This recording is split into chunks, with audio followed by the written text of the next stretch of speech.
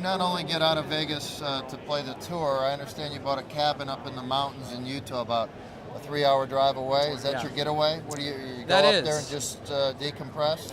That is. It's a place my wife and I have enjoyed going. It's my wife is born and raised in Vegas, and that's where her family would go in the winters. And even in the summer when it's a little hot, you get up there and it's 75, 80 degrees. And the idea of relaxing, for me is not sitting on a beach and I'm out in the sun all day long. I'm in hot places all year.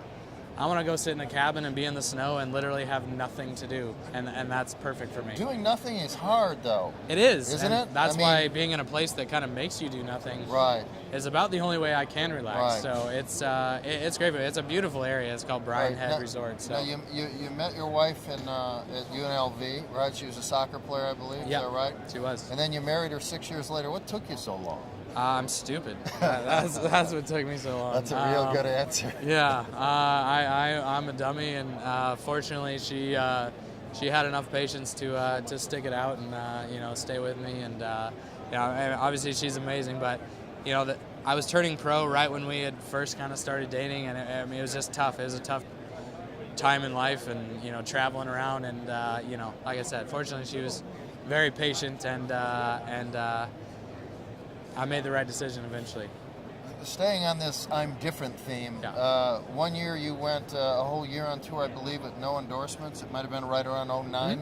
Does that sound right, 09? Yeah. It was about 2 years. And it wasn't because you were a chopper. You could have signed stuff or equipment and whatever. Why did you do that? That's different. It is. And it's one of those things again. I'm not afraid to think outside the box a little bit. I'm not going to sign a deal unless I'm 100% comfortable with it. And at the time, there wasn't a deal I wanted to sign. And I'm not going to do it just to do it. I'm not going to do it just for money. I'm only going to sign a deal if I know it's going to help me perform to my highest level. Do you think a lot of touring pros over the years have made the mistake of signing equipment deals, playing equipment that wasn't necessarily the best 14 clubs in their bag, I think it definitely happens. You look at someone like Henrik Stenson last year that pretty much didn't have an equipment deal at all. Right. He was playing. He had a putter deal with I believe it was Peretti putters, and he had all the equipment. He could play whatever he wanted, and he was able to find all the equipment that just worked for him, and had a phenomenal year. And I think, going back to some guys, I believe it was maybe Payne Stewart that struggled with it for years. Payne Stewart, 99, didn't have a deal, Threw all this stuff in the bag. He just wanted to play and went out and won a U.S. Open. I mean, I think at some point, sometimes it just doesn't make sense. And, for me right then, it just didn't make sense. You're top 35 in the world. You've been top 50-ish in the world for the last, 5 years. My sense is that you're a good driver of the ball, you're a good putter of the ball. Those are the keys to staying in the top 50?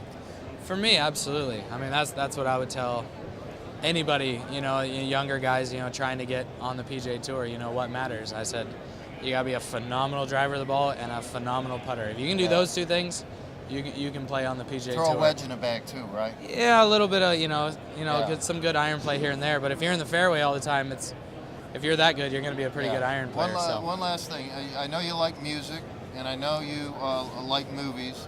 So if you're taking me to a concert, where you take me? What musical concert you taking me, and what movie are you going to take me to? We're not going to sit together in the movie theater. We'll have we space have a space? Between, okay. Yeah, I'm more comfortable with it then. Movie-wise, I like sci-fi, action, that kind of stuff. Gravity, you like Gravity? Did you see it? Sadly, I did not see that, and I'm very disappointed. Fortunately, I have a movie theater in my house, so as soon as that comes out, I will be watching it. Any other thing that was in any way sci-fi related, or I like all the all the Marvel stuff, all the superhero stuff. I like that stuff. Okay. I go to a movie and I want to be entertained. I mean, that's the point to me. Yeah. I'm golfing all day. Yeah. I don't want to think about anything. Yeah. I want to be there, and I want to be entertained for 2 hours. Not taking notes like a movie reviewer. Exactly. All right, what about the concert? You going to take me to some grunge rock? Where are you taking me?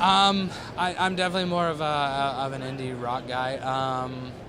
Right now I have so many different things on my phone. I just got a new band, Bastille. Is a band I just downloaded. What's the their name CD. of it? Bastille. I don't know. Maybe I'm even saying it wrong. I have no idea. It's Bastille. Okay. Just downloaded one of their CDs. I have an app called Rdio, Right. which is awesome. You can kind of pull all you want onto your phone. And it's kind of like Netflix for music. And so I kind of have fun with it that way. I just pull stuff on. You can take it off. And so I'm mixing it up all the time. But unfortunately in Vegas, everybody comes to Vegas, so I get to see a lot of good concerts, which is nice. Good. All right. Thank you very much. Absolutely. Best of luck to you. Thanks a lot. Thank you. Okay.